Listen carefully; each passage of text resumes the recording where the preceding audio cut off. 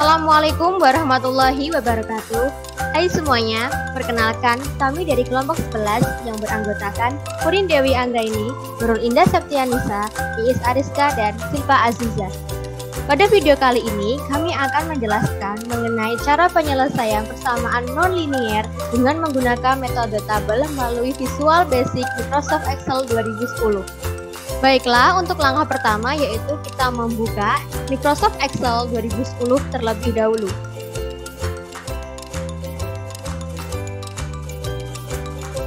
Klik Blank Workbook.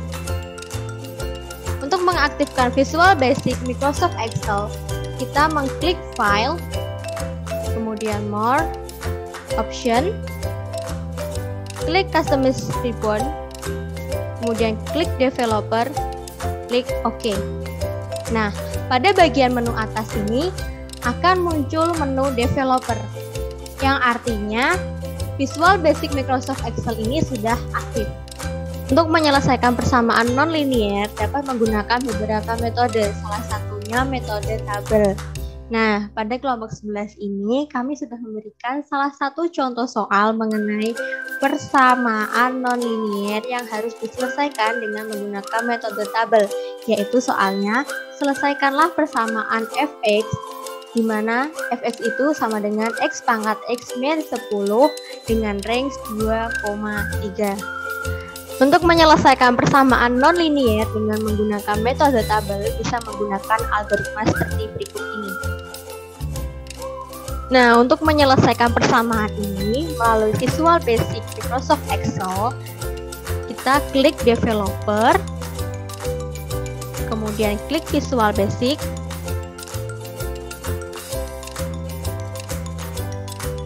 kita ketikkan sesuai algoritma metode tabel yang sudah kita tentukan, yaitu yang pertama kita mendefinisikan fungsi fx, yaitu fungsi f yang parameternya x yang merupakan bilangan real yang hasilnya akan berbentuk bilangan real juga. Jadi kita ketik function f kurung buka x as double, karena ini hasilnya akan menghasilkan bilangan real maka kita menggunakan as double, kemudian kurung tutup, kemudian as double, kemudian kita enter.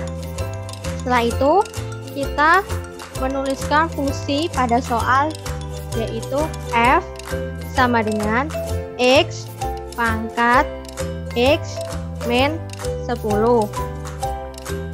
kemudian kita enter. Kemudian setelah itu kita akhiri function ini dengan mengetikkan end function. Kita enter. Setelah itu kita membuat programnya dengan memasukkan sub metode tabel. Kurung buka, kurung tutup, enter.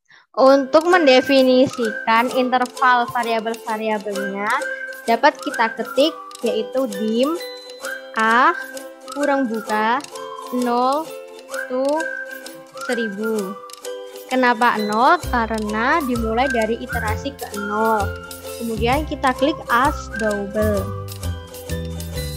Setelah itu kita mendefinisikan x dengan mengetikkan dim x seperti a, yaitu dimulai dari 0 to 1000 as double.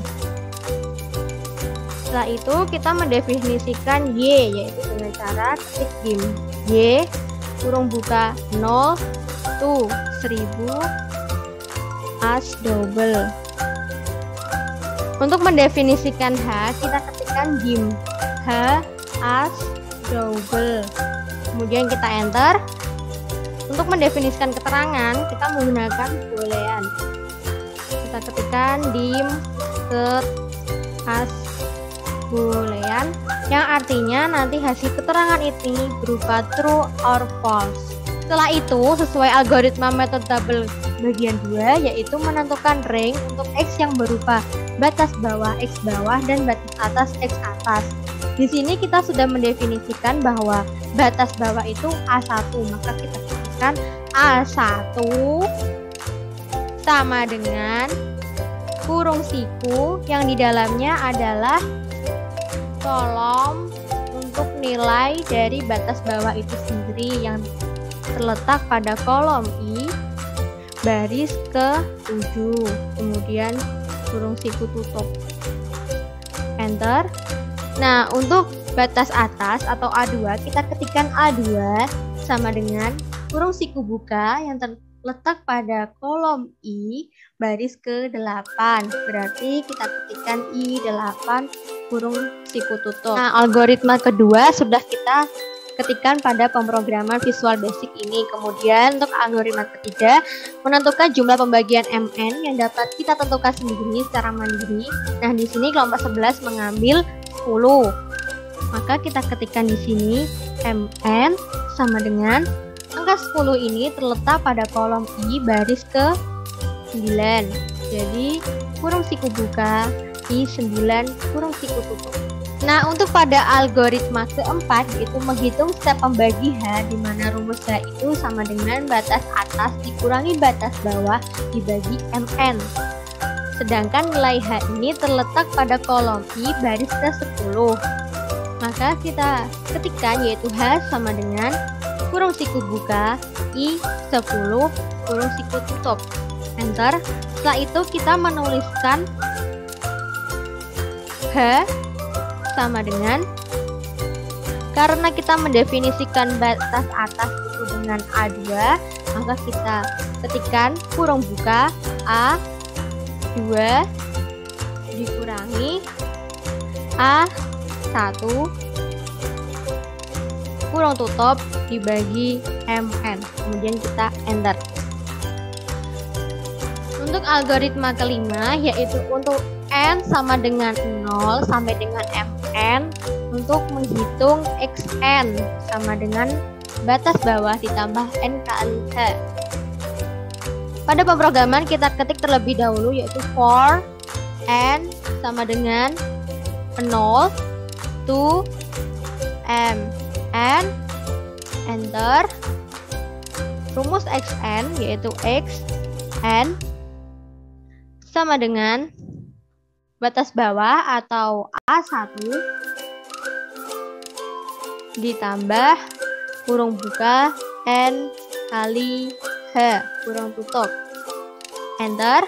Kemudian kita menuliskan hasil fungsi atau YN sama dengan Fxn. Enter.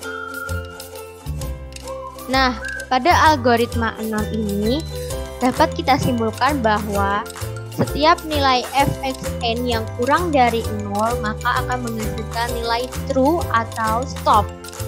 Sedangkan nilai Fxn yang lebih dari 0 maka akan menghasilkan nilai false atau lanjut.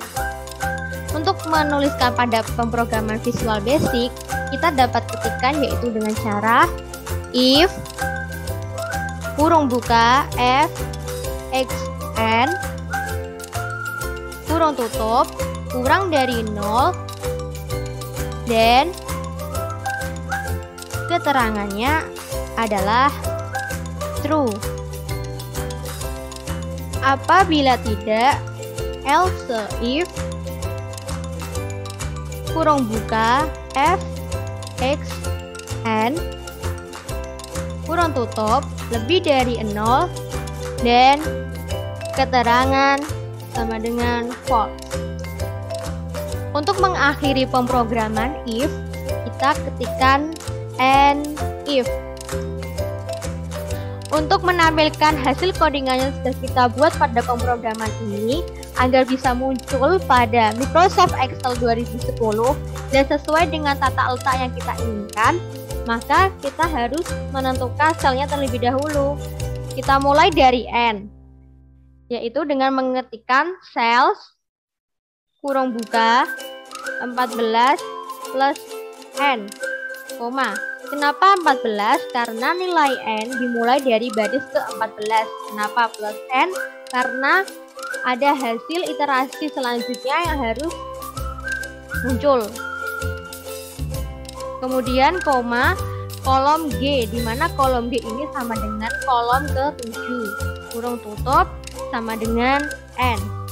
Kemudian kita lanjutkan untuk xn, yaitu kita ketikkan cells seperti n, yaitu dimulai dari baris ke-14 plus n, koma, pada kolom H atau kolom ke-8, kurung tutup sama dengan xn. Setelah itu kita ketikkan cells untuk fxn dengan cara ketik cells seperti sebelumnya 14 plus n, koma, pada kolom I atau kolom 9, kurung tutup sama dengan fxn. Enter. Kemudian untuk menuliskan sel H, kita ketikkan cells kurung buka. Sel H ini terletak pada baris ke-10 kolom I atau kolom ke-9, jadi kita ketikkan 10,9, kurung tutup sama dengan H. Kemudian untuk bagian keterangan kita ketikkan cells baris ke-14 plus n, koma, pada kolom J yang artinya kolom ke-10, kurung tutup sama dengan cut. Jangan lupa untuk menutup atau mengakhiri pemrograman ini dengan mengetikkan next n yang diikuti dengan akhiran n sub. Setelah itu kita run dan maka muncullah hasil seperti ini. Setelah hasil keluar, kita mencari perbedaan tanda, yaitu pada iterasi ke-5 dan iterasi ke-6.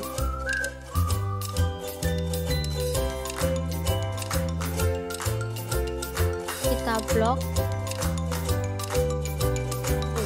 Hasilnya kita peroleh yaitu 2,5. Sekian penjelasan dari kelompok 11. Wassalamualaikum warahmatullahi wabarakatuh.